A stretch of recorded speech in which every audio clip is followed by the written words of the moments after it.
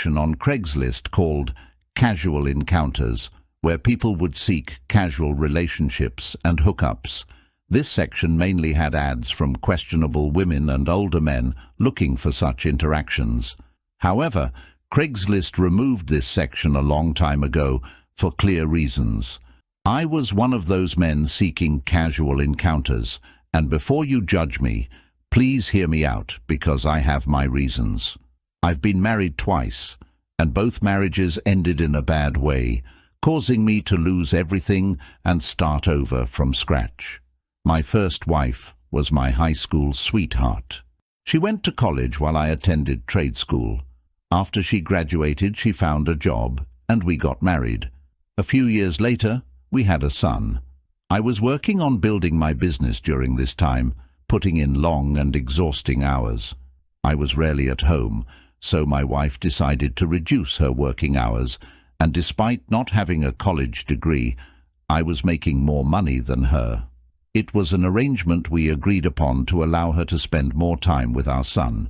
We were both 25 years old at the time. However, despite this agreement, my wife would frequently complain about my long working hours, even though she knew that I was dedicated to building my business, which was evident from the income I was bringing home. She would often start arguments with me when I returned home, tired, and simply wanted to rest.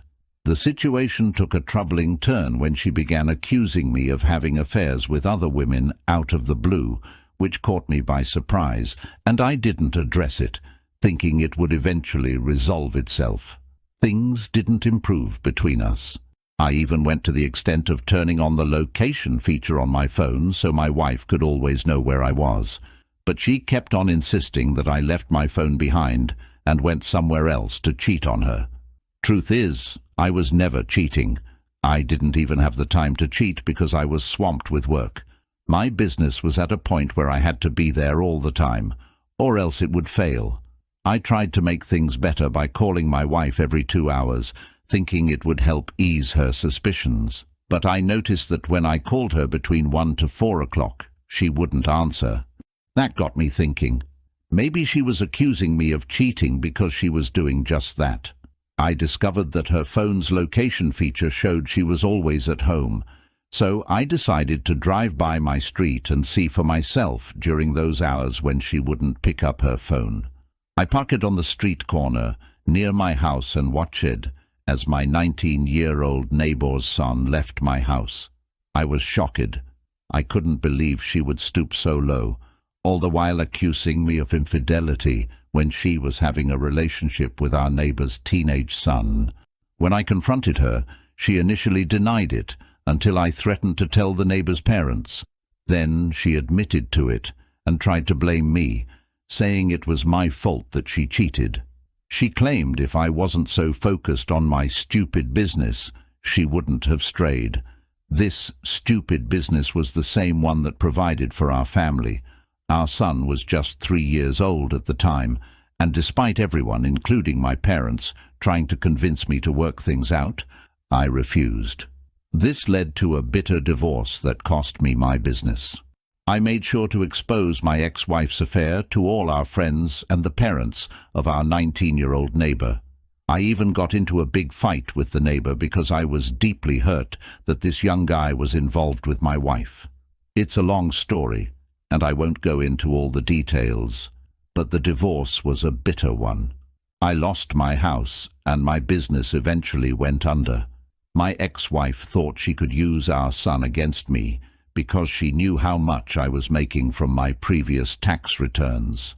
So I decided to take cash instead of using credit or debit cards to avoid the government tracking my income. This way I wouldn't have to pay her a lot of child support, as she seemed to want to rely on that money. The court garnished very little money, so she had to rejoin the workforce, and she struggled as a single mum.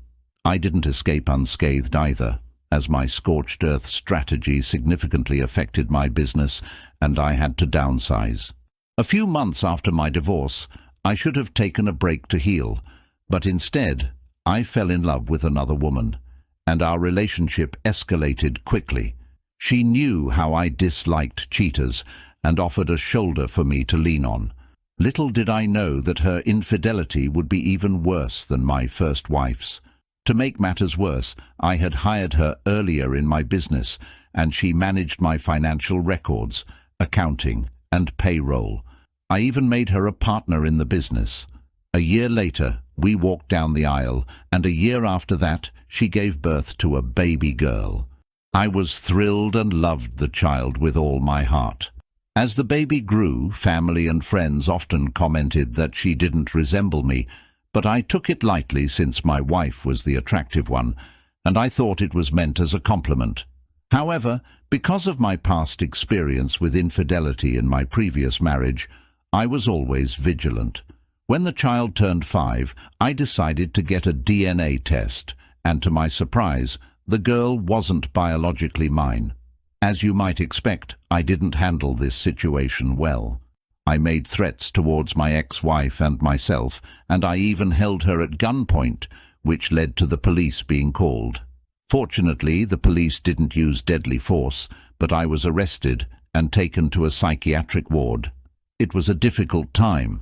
While I was there, my ex-wife divorced me and took everything we had amassed together, both before and after we met. With the support of family, friends, and some compassionate medical staff, whom I consider heroes, I started to recover during my 7-month stay in the psychiatric ward. It turned out that she had been cheating on me with multiple clients and one of my employees. She couldn't sustain the business without my involvement, so she took all the money from the business account and disappeared. She also obtained a restraining order against me, given the circumstances of me holding her hostage and threatening her life, so the judge granted it easily. That was the lowest point in my life, and it was when I truly came to understand the depths of depression. I had nowhere to live, no cars, and not a single dollar to my name. Nevertheless, I managed to pick myself up and started my business for the 3rd time. During this period, my first wife was going through a difficult time as well. She tried to re-enter my life, feeling responsible for the way things had turned out. However, during my time in confinement, I had made a promise to myself to stay away from relationships and focus on building my life independently, knowing that I could thrive on my own. During this time, I stayed in touch with my son and visited him regularly. I had no income to report, and after my 7-month stay in the psychiatric ward, my ex-wife gave up any hope of receiving child support. But when I got out and re-established my business, I supported her and worked on developing a relationship with my son. I worked really hard, and because I didn't have any women in my life holding me back, I managed to do better than ever over the course of 3 years. I wasn't rich, but I was leading a comfortable life. I went on some dates here and there, but I never took any woman seriously because I had lost my ability to trust them. Besides, I was too busy with work to commit to a relationship. If any woman I was dating at the time wanted me to choose her over work, I would break up with them without hesitation. My time was valuable to me, and my approach to relationships was very businesslike. I didn't care if a woman loved me. I just wanted to relax, and any attractive woman available at the time was enough. I met women on dating sites, went on multiple dates with them before having sex, and it felt to me like the multiple dates were a waste of time and money. If the goal was simply to have sex, why not just pay for it and save time and money? I know this might sound a bit crude, but my time was precious, and I didn't want to spend it on dates with women who were just okay.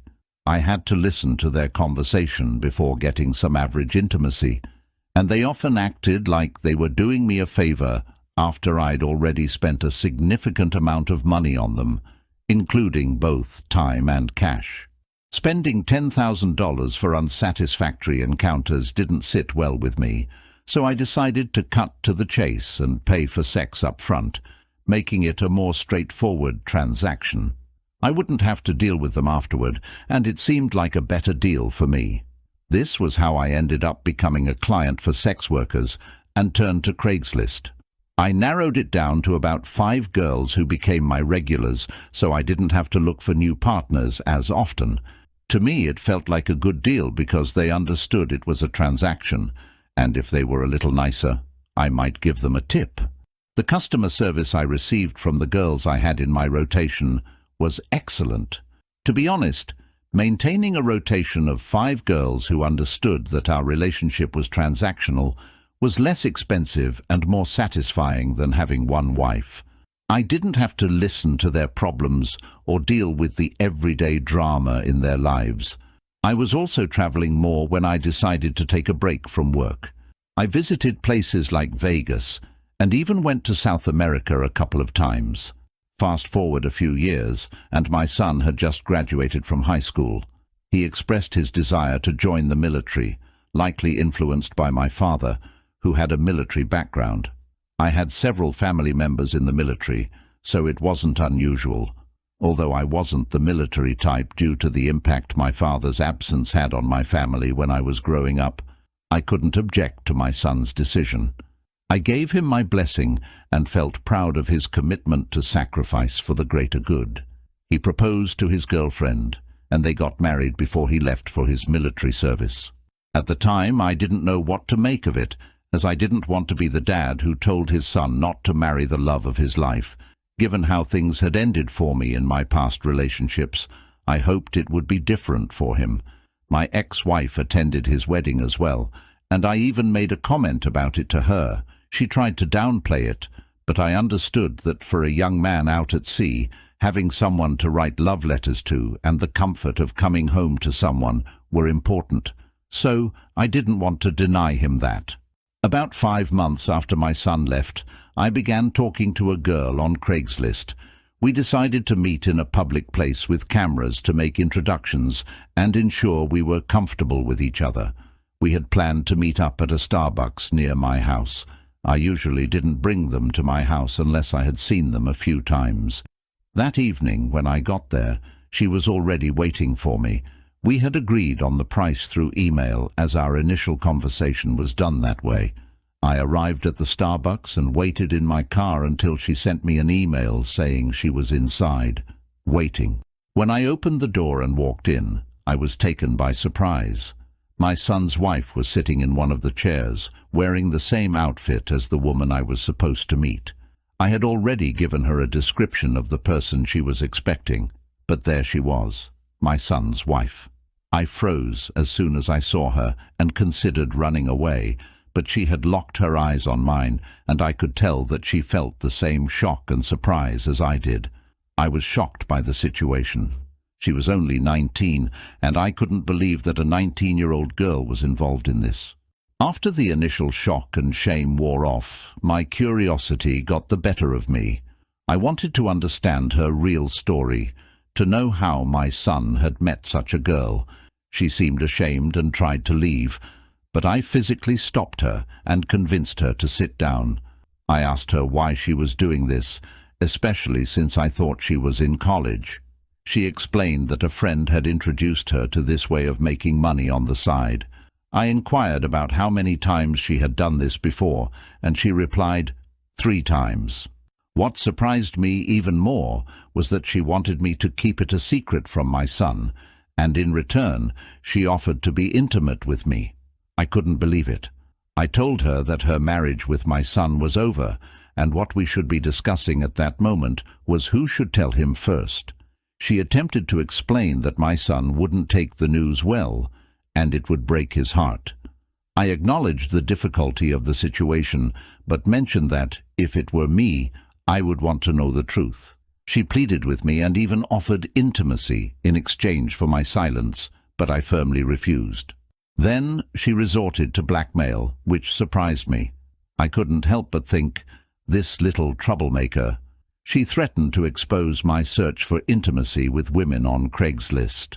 I chuckled at her and, without hesitation, pulled out my phone, placed it on the table, opened WhatsApp, and started calling my son.